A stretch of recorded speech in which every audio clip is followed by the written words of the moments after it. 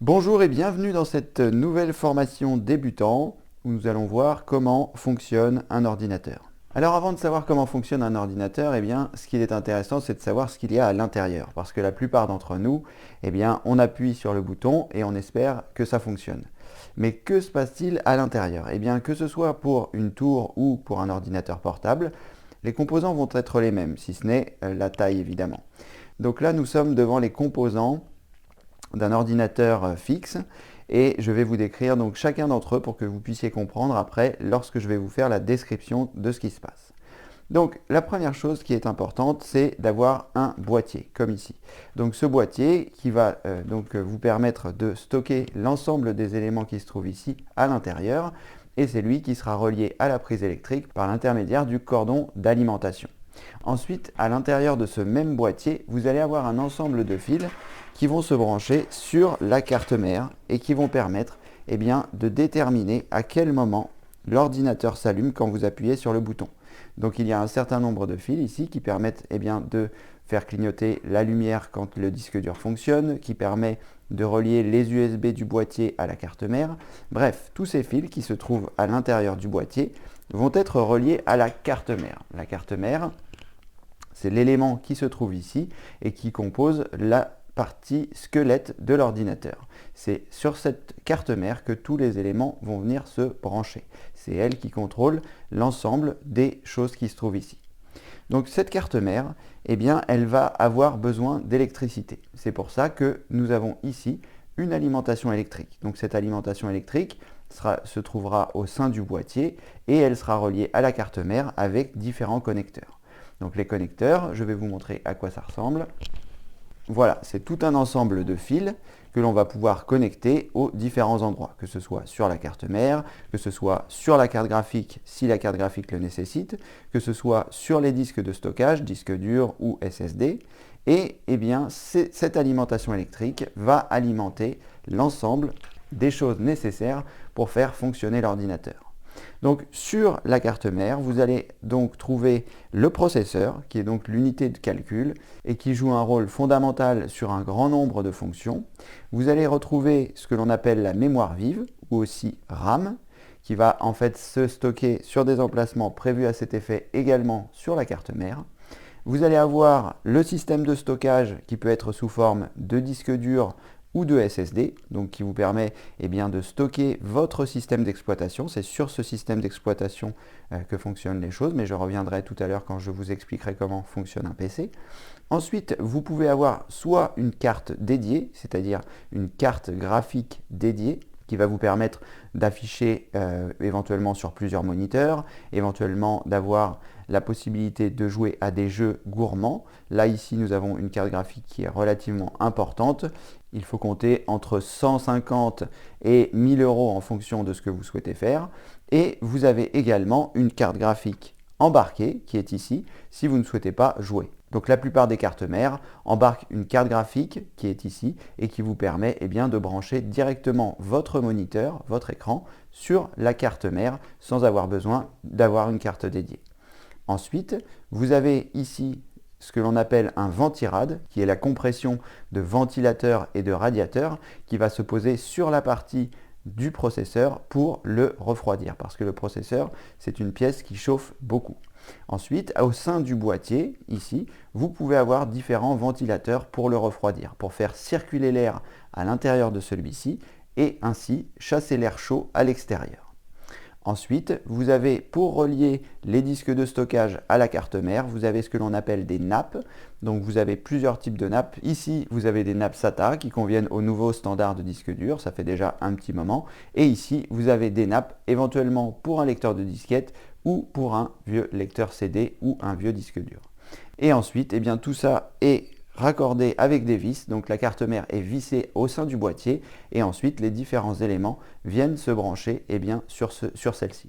Donc que ce soit les ventilateurs dans le boîtier, que ce soit le ventirad qui se trouve ici qui va venir se brancher aussi sur la carte mère, l'alimentation électrique qui va également venir se brancher pour tout connecter et les câbles du boîtier que je vous ai montré tout à l'heure qui vont également se relier à la carte mère pour savoir quand est-ce que le bouton d'allumage est enclenché. Voilà, là vous avez déjà une bonne idée des composants qui se trouvent à l'intérieur de l'ordinateur. Donc ici, il y a certains composants facultatifs, donc comme la carte graphique dédiée ou encore le second disque dur. Que vous ayez un disque dur ou un SSD, vous pouvez avoir soit les deux, soit l'un, soit l'autre. Voilà. Et ensuite, comment est-ce que ça fonctionne? Eh bien, une fois que tout est regroupé au sein du boîtier, que l'alimentation électrique est branchée, eh bien, vous allez avoir la possibilité, lorsque vous allez appuyer sur le bouton de démarrage de l'ordinateur, d'envoyer une impulsion sur la carte mère qui va déclencher le démarrage de l'ensemble des éléments. Ensuite, comment ça se passe? Eh bien, votre système d'exploitation qui a été installé sur un disque dur, que ce soit un disque dur, que ce soit un SSD, votre système d'exploitation est stocké ici et ensuite, par l'intermédiaire de la carte mère, il va transiter dans la mémoire vive. C'est-à-dire que votre système d'exploitation est stocké ici lorsque l'ordinateur est éteint et lorsque l'ordinateur s'allume, il va être transféré vers la mémoire vive qui est une mémoire beaucoup plus rapide que le disque dur ou même le SSD et qui va vous permettre de charger votre système d'exploitation en mémoire vive et ce qui va vous permettre de le voir à l'écran. Une fois que le système d'exploitation est lancé, il va piloter les différents composants avec les pilotes qui sont installés sur celui-ci. Vous avez sûrement déjà entendu parler de pilote ou de driver. C'est tout ce qui est stocké donc, dans votre système d'exploitation va fonctionner avec l'ensemble de votre machine. Les drivers ou les pilotes pour votre carte mère ne seront pas les mêmes en fonction de celle-ci. Donc tout ce qui sera stocké sur votre disque dur, qui sera mémorisé dans votre système d'exploitation, sera chargé en mémoire et une fois que Windows sera chargé, il aura chargé les pilotes des différents composants de votre ordinateur. C'est pour ça que si par exemple vous rajoutez une carte graphique après, pour vous dire que vous allez jouer, vous aurez besoin d'installer les pilotes sur votre Windows. Donc tant que l'ordinateur est allumé et fonctionnel, l'ensemble des choses se trouve dans la mémoire vive et lorsque vous enregistrez des opérations, elles s'enregistrent en même temps sur le disque dur. C'est pour ça que vous voyez de temps en temps sur votre boîtier une petite lumière clignoter lorsque tout est branché correctement. Et ensuite, lorsque vous allez donner l'ordre d'arrêt, la mémoire vive va se vider et l'ensemble des choses resteront stockées sur l'ordinateur. Et lorsque vous allez réappuyer sur le bouton pour faire fonctionner l'ordinateur, l'ensemble des choses qui étaient enregistrées ici restent ici mais se transfèrent dans la mémoire vive et c'est ce qui permet d'allumer ou d'éteindre l'ordinateur et de faire fonctionner le système d'exploitation. Donc au final, on s'aperçoit que finalement ce n'est pas si compliqué que ça et que comme on ne sait pas de quoi c'est composé, on peut en avoir peur, mais qu'au final, vous voyez, ici devant vous, vous avez un ordinateur totalement complet. Au moment où vous regardez cette vidéo, peut-être que j'aurai déjà tourné la formation concernant le montage d'un ordinateur puisque c'est cet ordinateur là que je vais monter, c'est des éléments que j'avais d'avant et que je vais assembler pour vous expliquer comment est-ce que l'on monte de A à Z un PC.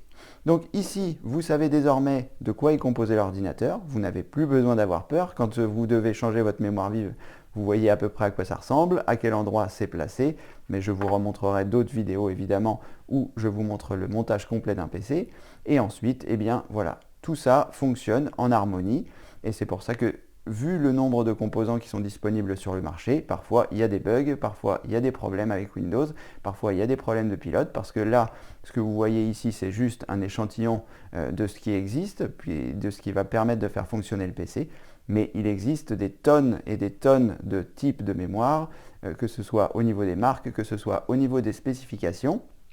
Il existe également énormément de cartes graphiques, il existe énormément de disques durs, etc. Donc tout doit coexister ensemble et c'est pour ça que de temps en temps on a des petits bugs qui apparaissent puisque l'interaction entre les composants matériels plus les composants logiciels, parce que ce qu'il ne faut pas oublier c'est que votre Windows lui aussi a beaucoup d'interactions parce que vous installez des logiciels, parce que vous installez des pilotes, parce que vous installez un certain nombre de choses et puis parce que vous allez sur internet et qu'il y a aussi des choses malveillantes, tout cet écosystème doit coexister, cohabiter et vous comprenez pourquoi il vaut mieux éviter de trop installer de logiciels si vous n'êtes pas prêt à réinstaller votre système souvent.